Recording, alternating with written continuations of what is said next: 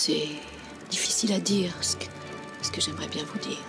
Oh, mais taisez-vous, j'ai quelque chose à dire. Écoutez-moi.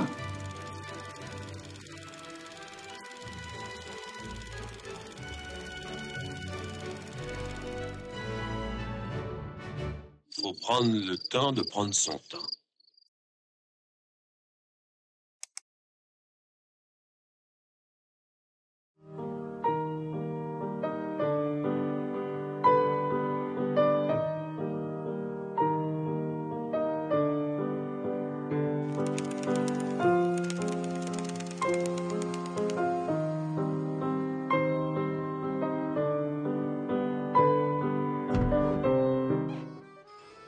Nous sommes le 29 août. Pour qu'un film suscite de vives polémiques, à l'époque, on se doute que quelque chose de plus intime est en jeu qu'une simple histoire. Quel est donc le problème de fond? Si le débat sur l'image et son statut dans une société ne date pas d'aujourd'hui, il ne faudrait pas mésestimer les enjeux cruciaux qu'il pose à une époque ou à une autre. C'est-à-dire l'influence des images cinématographiques sur la formation de nos propres images mentales et dans la façon dont elles induisent en retour notre vision du monde. Le film annonce d'emblée, en quelque sorte, la couleur. Il s'agit seulement d'un conte. Justement, les contes habituels, sous l'horaire enjoué, disaient des choses impertinentes. Ce ne sera pas le cas ici.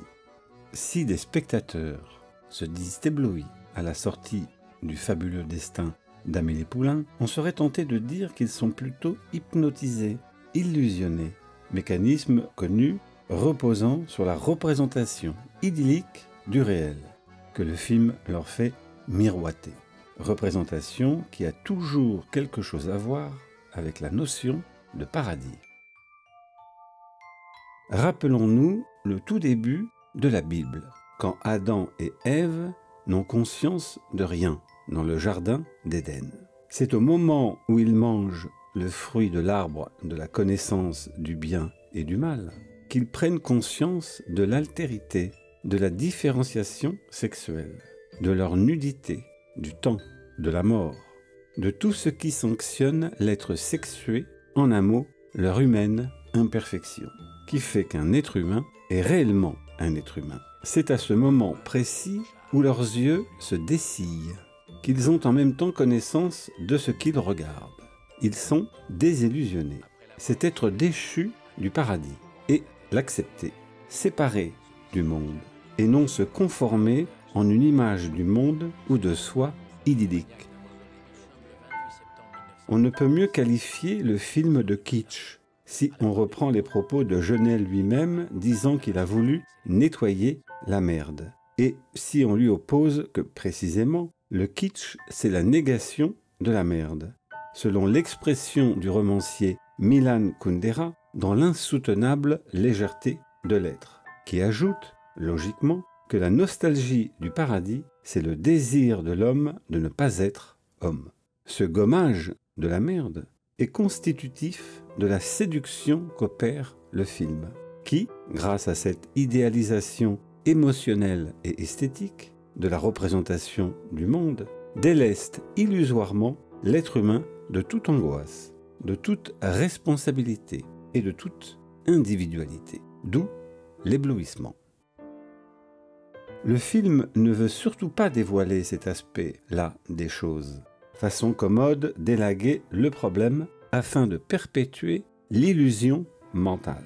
Pour ce faire, il va emprunter des éléments au réel, un décor, Montmartre, et une thématique existentielle concrète, la solitude d'Amélie.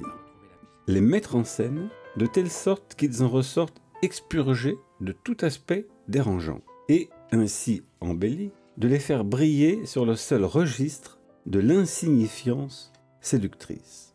Le décor tout entier de Montmartre, daté de 1997, joue à cet égard un rôle majeur. Décor rêvé, paradisiaque, à l'instar des personnages, coagulés dans une imagerie sentimentalo-passéiste, représentation fermée sur elle-même, autodéterminant son univers et excluant de sa vision toute contamination extérieure. On reconnaît là un certain cinéma des années 80 qui allait de pair avec une complète refonte de l'esthétique publicitaire à la même époque. La publicité avait besoin de séduire le public, de conquérir de nouveaux marchés et d'écouler ses marchandises. Mais le plus important était d'imposer au niveau social un dressage oculaire, chic et choc, et de débarrasser l'image, par et grâce à elle, de surcroît, de sa relation ontologique avec le réel. Claudie Hossart est la productrice du film, produisant des longs métrages comme Diva en 1981 et 37.2 Le Matin en 1985 de Jean-Jacques Benex. Puis, avec Nelly Cohen, la société Hossart-Cohen se spécialise dans la publicité. L'image est une copie du réel, et de ce fait, cette copie lui est toujours ontologiquement liée. On ne peut détruire cette copie sans tuer l'original, le réel et les questions existentielles qu'il nous pose concrètement.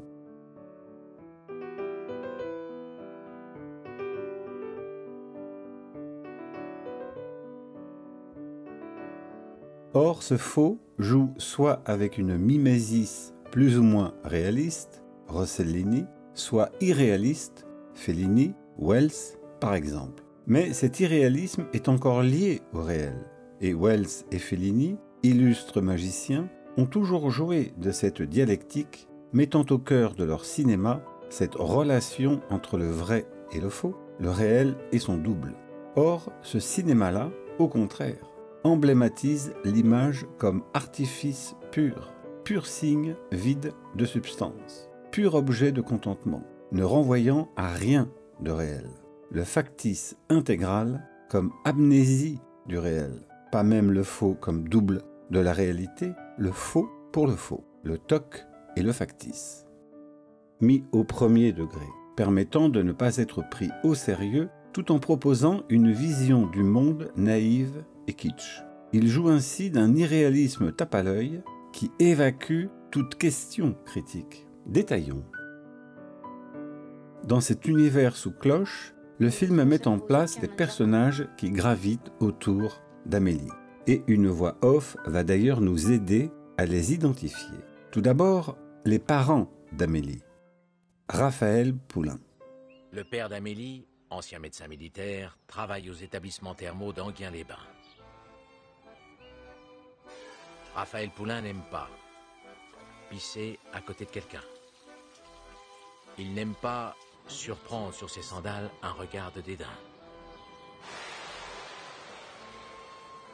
Sortir de l'eau et sentir coller son maillot de bain. Raphaël Poulain aime arracher de grands morceaux de papier peint, aligner toutes ses chaussures et les cirer avec soin, vider sa boîte à outils, bien la nettoyer et tout ranger. La mère, Amandine Poulain. La mère d'Amélie, Amandine Fouet, institutrice originaire de Guignon, a toujours été d'une nature instable et nerveuse. Amandine Poulain n'aime pas avoir les doigts plissés par l'eau chaude du bain, être par quelqu'un qu'elle n'aime pas effleuré de la main, avoir les plis des draps imprimés sur la joue le matin. Amandine Poulain aime les costumes des patineurs artistiques sur TF1, faire briller le parquet avec des patins, vider son sac à main, bien le nettoyer et tout ranger, enfin. C'est dire si, en quelques phrases, le film épingle avec un manichéisme affiché des personnages qui n'évolueront jamais, sans même prendre d'ailleurs la peine de nous faire comprendre pourquoi ces gens sont devenus ainsi, c'est-à-dire de leur redonner une existence palpable et humaine. Ils ne sont pas juste ridiculisés dans leur pitoyable humanité, mais indexés comme dans un catalogue glacé de personnages qu'il n'est pas bon de fréquenter. L'incrustation des deux phrases citées plus haut est à cet égard impitoyable dans sa physiognomonie douteuse, car outre qu'elle souligne une caractérisation simpliste, Aucune place au non-dit, à la suggestion ici. Elle joue de stéréotypes qui ont des relents de délit, de sale gueule. Cela se poursuit avec Amélie, qui a 6 ans. Lors d'un examen médical, on apprend qu'elle aimerait que son père la prie dans ses bras. Cette intimité lui procure une intense émotion, au point que son père la croit victime d'une anomalie cardiaque. Sa mère est sa maîtresse d'école, sévère et sèche. Non! Bref, des parents indignes, stigmatisés comme tels. Amélie s'invente alors un monde imaginaire. Le film joue sur l'emphase, comme avec le poisson rouge appelé le cachalot, qui a des crises neurasthéniques et sort de son bocal. Amélie hurle. Son père et sa mère deviennent fous.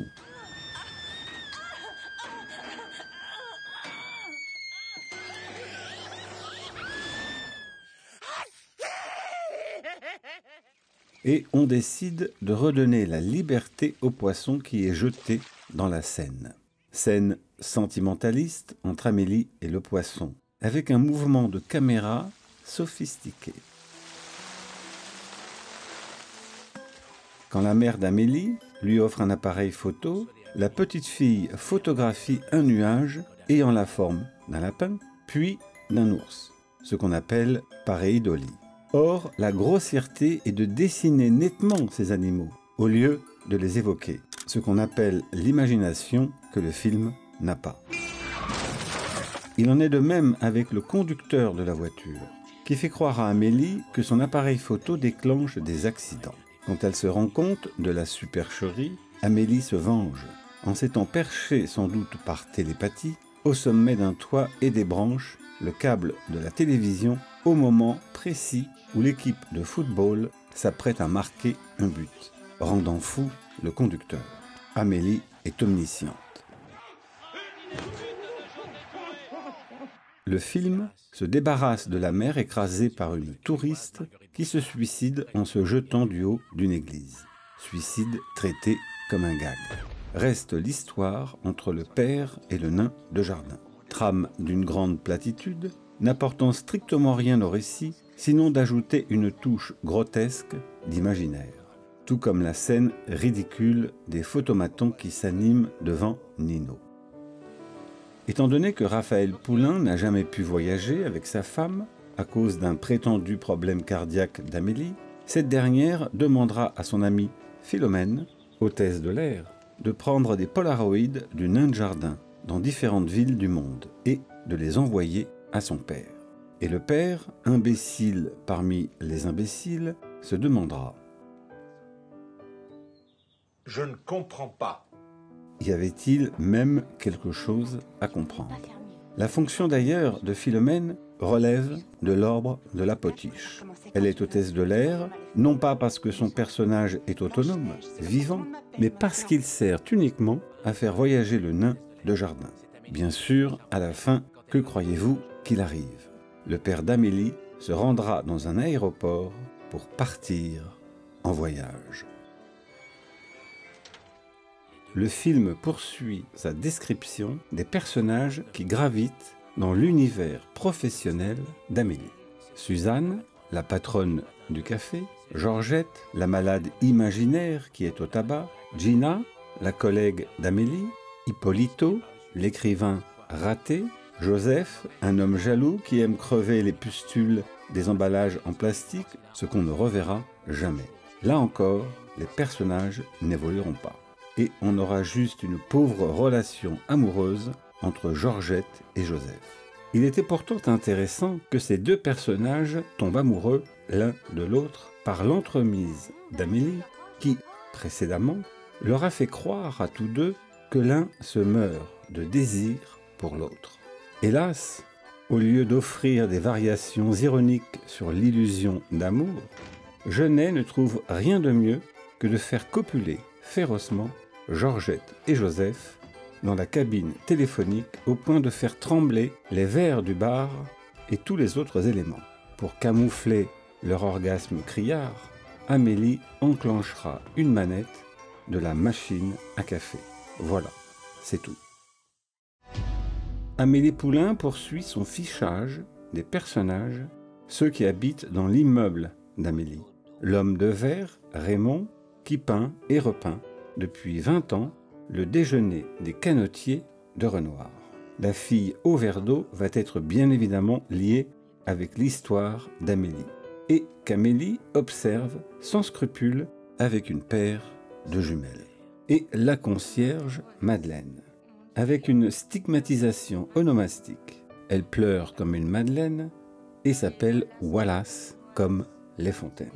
On passe ensuite aux personnages qui font partie du quartier, comme l'épicier Collignon, un méchant, et son commis Lucien, un benet sympa. Tout est figé dans une esthétique formole de publicitaire. De même Amélie, étrange Amélie, qui rêve sa vie pour pallier à sa solitude et à son manque affectif envers ses parents. Face à cela, la seule chose qui importe vraiment et qu'on souligne pour nous. En revanche, elle cultive un goût particulier pour les tout petits plaisirs. Plonger la main au plus profond d'un sac de grains, briser la croûte des crèmes brûlées avec la pointe de la petite cuillère, et faire des ricochets sur le canal Saint-Martin. C'est maigre, factuel et insignifiant en regard de sa réelle problématique qui ne sera jamais montrée. Car si on se pose la question de sa situation, il est symptomatique que le film oublie étrangement les véritables questions que se poserait toute jeune fille, confrontée un tant soit peu à la solitude, au renfermement, à la sexualité, à l'autre. Le film aurait pu aborder quelques aspects de son existence et tracer un portrait plus authentique, tout en gardant une facture irréaliste et un ton doux amer. Au contraire, Amélie est pure virtualité, telle une sainte, si gentille et si désespérée, à l'image de la scène où elle pleure complaisamment sur son sort en s'imaginant en marraine des laissés pour compte. Passage théâtralement souligné par la voix emphatique de Frédéric Mitterrand. À l'implacable moulin de toutes les détresses humaines. Amélie s'occupe de la vie des autres, à défaut de la sienne, notamment avec l'épisode de la mort de Lady Di, qui lui fait découvrir une vieille boîte qu'un gamin a cachée depuis longtemps et qu'elle lui restitue, après avoir fait des recherches, par l'intermédiaire d'une cabine téléphonique. Scène sentimentaliste en diable.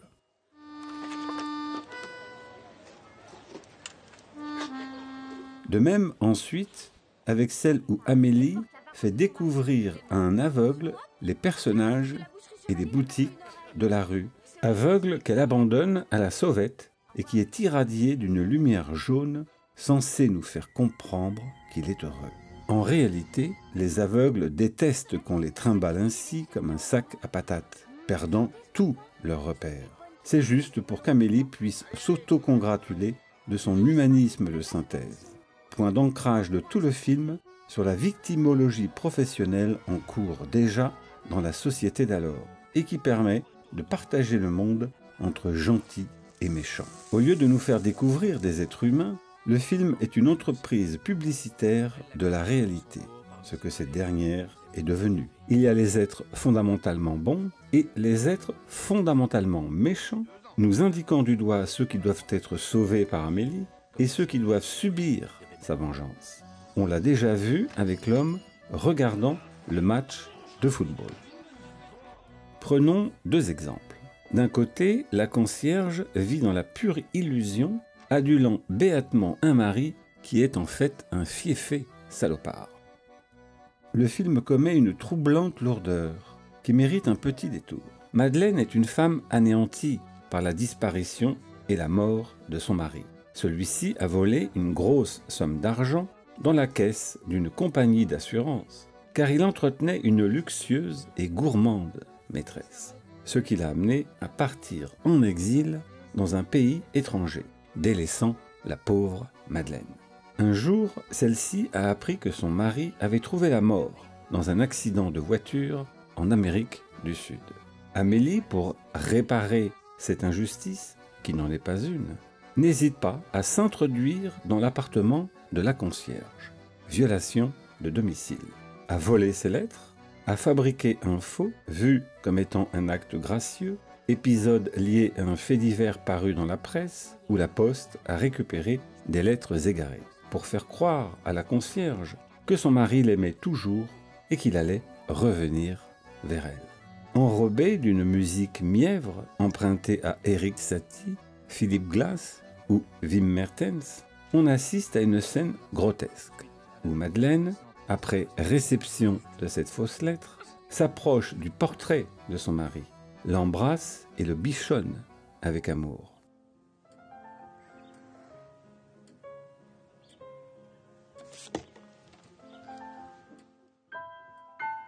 Ce fait est important, car il en dit long non seulement sur la démarche vaine d'Amélie elle-même, mais sur les véritables intentions du film. Plutôt que de redonner confiance à Madeleine, Amélie préfère falsifier la réalité des faits et opérer une sorte de montage lifté de la mémoire de Madeleine, afin que cette dernière puisse se composer une image idyllique d'elle-même et de son mari, l'enfermant dans un souvenir morbide au lieu de lui redonner goût à la vie en la faisant aller avec un autre homme, par exemple, pour finir ses jours. D'ailleurs, Madeleine n'est-elle pas plus ou moins responsable quelque part de la fuite de son mari? Évidemment, cette question n'est pas posée, étant un peu trop complexe. Le pire est que le film accrédite ce fait sur un ton sentimental. La séquence d'ailleurs où Amélie découpe les lettres de Madeleine au ciseau est non seulement caractéristique de cet épisode, mais il emblématise la falsification que le film opère sur le réel lui-même. Amélie a le final cut. Aux personnages stéréotypés comme fondamentalement bons, Amélie leur apporte un réconfort mensonger.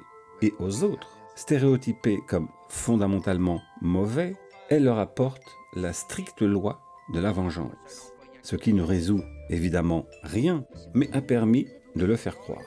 Les personnes gentilles ont toujours besoin de boucs émissaires pour faire valoir leur bonté en carton-pâte. Seul le sentiment d'innocence des persécuteurs légitime la permanence de leur persécution. De l'autre, Collignon est un être vil et bête comme ses pieds. Et il ne manquera pas d'oublier les clés sur la porte de son appartement pour qu'Amélie puisse les subtiliser, en faire des doubles et ainsi se venger. Double ressouligné par la caméra pour que l'on comprenne bien. Se prenant pour Zorro, elle rentre dans l'appartement, seconde violation de domicile, prépare ses petites bidouilles et méthodiquement, Jean-Pierre Jeunet nous fait assister au calvaire que Collignon va endurer.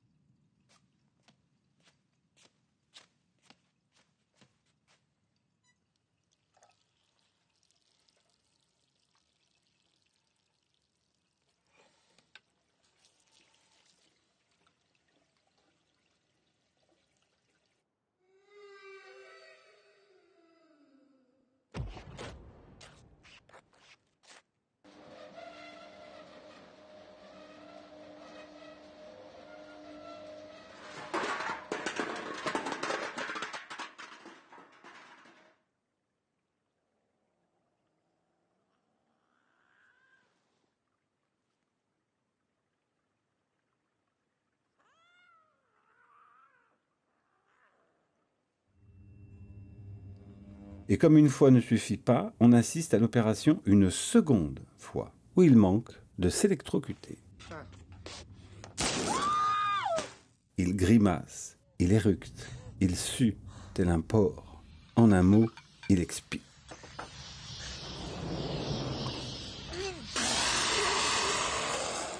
Cerise sur le gâteau, comme sur une scène de théâtre, étant donné que Collignon humilie son commis, Amélie trouve un souffleur qui lui indique la réplique à dire pour humilier en retour Collignon, ce qui est pratiquer le même acte que lui, mais justifié préalablement par la méchanceté de Collignon, chose emphatiquement soulignée par un travelling avant de la caméra sur le visage défait de Collignon et les rires gras des clients. On a là, en substance, le mécanisme du lynchage et de la dénonciation arbitraire.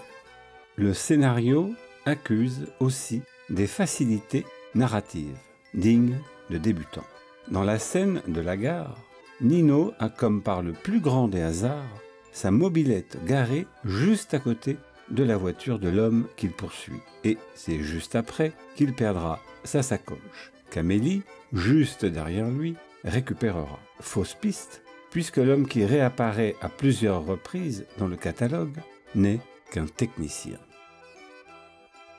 Techniquement, prenant le parti de faire irréaliste, le film ne cesse d'enrober toute cette histoire d'une lumière ripollinée et chatoyante, très clinquante dans la facture. On songe à la publicité d'une certaine assurance. De rendre omniprésente la technique cinématographique.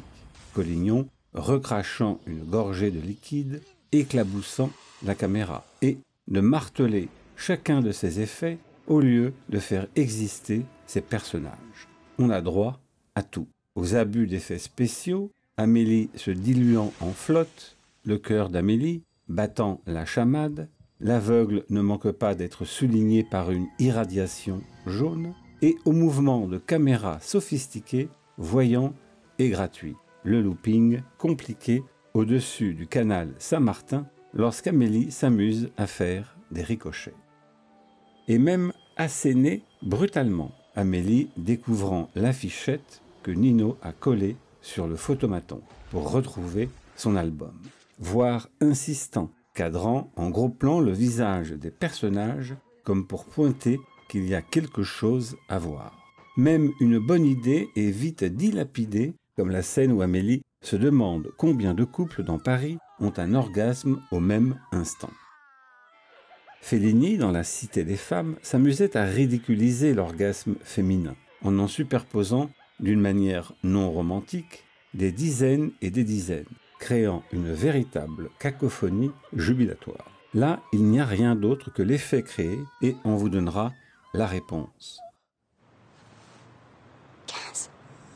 À force, tout cela devient lourd, criard, boursouflé. La technique prime sur les acteurs, souligne tout, désigne tout, symbolise tout. Le parcours est fléché. Il n'y a rien à imaginer.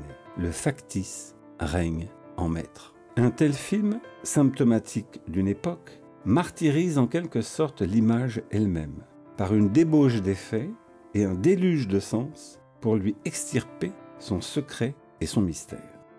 Non content de tout cela, comme si Jeunet craignait que le spectateur rate l'identification avec son personnage principal, le film ajoute de surcroît une complicité complaisante entre le spectateur et Amélie. La plus flagrante se situe dans la scène à Montmartre, avec Nino, s'achevant par un regard caméra appuyé.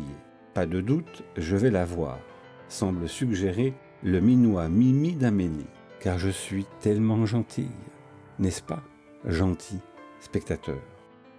Le film est la vision infantile d'un personnage qui n'est plus un enfant, mais qui tente de nous faire croire qu'il peut résoudre ses problèmes d'adulte à la façon d'une petite fille.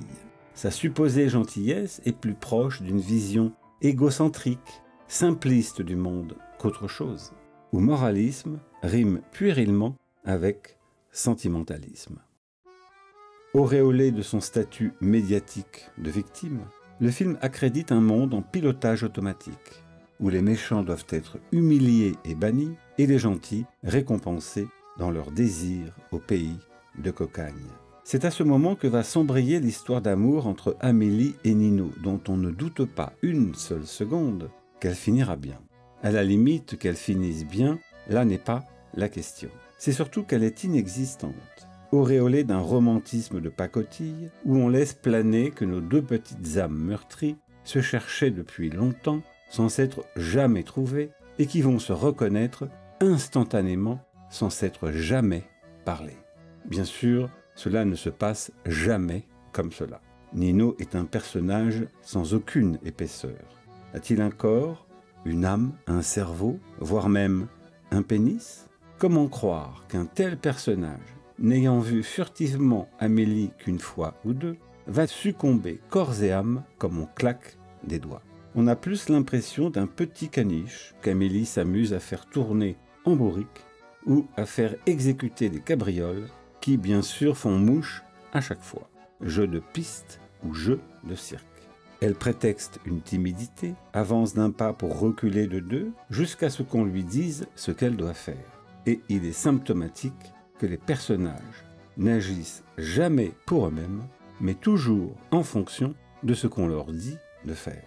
Avec des effets techniques d'accélération pour démontrer qu'ils sont tout joyeux, et où, là encore, la caméra prime sur les comédiens, nos deux tourtereaux roses finiront sur une mobilette et vivront heureux. Mais leur relation s'est passée sans histoire, sans corps, ni âme. Juste avant leur envolée, on a atteint le summum du ridicule avec l'apparition de l'homme de verre dans la télévision. Mais pourquoi diable faire passer cela par une télévision? Et il dira à cette dernière, dans une réplique digne d'un roman style Harlequin: « Vous n'avez pas des os en verre, vous pouvez vous cogner à la vie. Si vous laissez passer cette chance, alors avec le temps, c'est votre cœur qui va devenir aussi sec et cassant que mon squelette. Alors, allez-y, nom d'un chien. » Et dire que cette petite gourde d'Amélie hésitait à se lancer dans l'aventure amoureuse. Finalement, le fabuleux destin d'Amélie Poulain n'a rien d'étonnant, même dans sa facture, et encore moins de fabuleux, tant le contenu est vide. Et son succès n'a pas vraiment de quoi surprendre. Les spectateurs vivent une idylle, un réel publicitaire, un réel embelli et fantasmé, qui leur fait oublier dans quel monde ils vivent, et même qui ils sont, leur rendant ces deux choses encore plus insupportables à comprendre à l'arrivée. Mais en retour, il n'est guère étonnant qu'il ait donné naissance à une génération Amélie Poulain, telle la série Plus belle la vie, dans le contenu, où Marseille a été nettoyée par le vide. Un esprit coloré en façade, d'où sortent des bataillons de militants sans idéologie apparente et sans passé culturel, clamant le plaisir comme seule loi et l'éloge comme seul avis admissible. Le tout dans un autocontentement fraternel et régressif.